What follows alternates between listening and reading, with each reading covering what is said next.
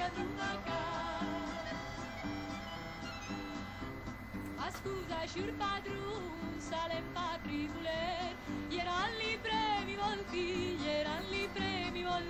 a scusa, signor padrone, sale patri voler, eran li premi volti, e saievo un cumafer. Signor padrone, dai belli braghi bianchi, ferali palanchi, signor padrone, dai belli braghi bianchi, ferali palanchi, Cadumaca. E non va più a mesi, nemmeno a settimane, lava poche ore,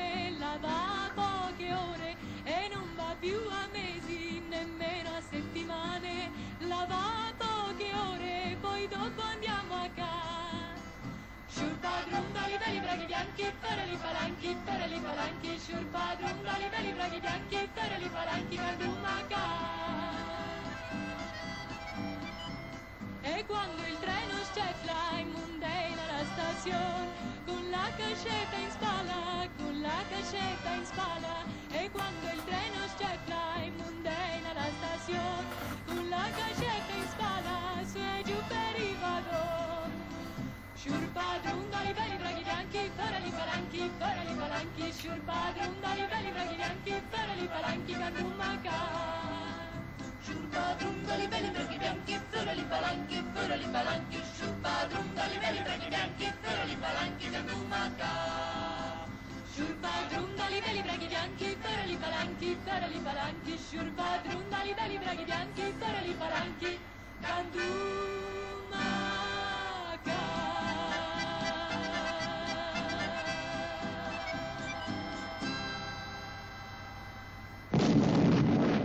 Il 10 luglio 1943, il bollettino di guerra numero 1141 è più asciutto del solito. Dice: il nemico ha iniziato questa notte, con l'appoggio di poderose forze navali ed aeree, l'attacco contro la Sicilia. Le forze armate alleate contrastano decisamente l'azione avversaria.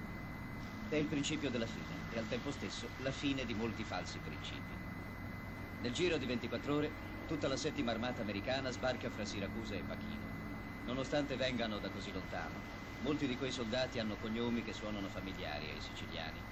Tornano con lo zaino e il fucile nella terra dalla quale i loro vecchi un giorno erano partiti con qualche fagotto e un po' di speranza.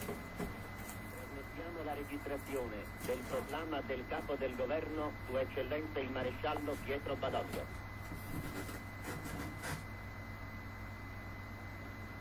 Il governo italiano, riconosciuta la impossibilità di continuare la impari lotta contro la soverchiante potenza avversaria, nell'intento di risparmiare ulteriori e più gravi sciagure alla nazione, ha chiesto un armistizio al generale Eisenhower.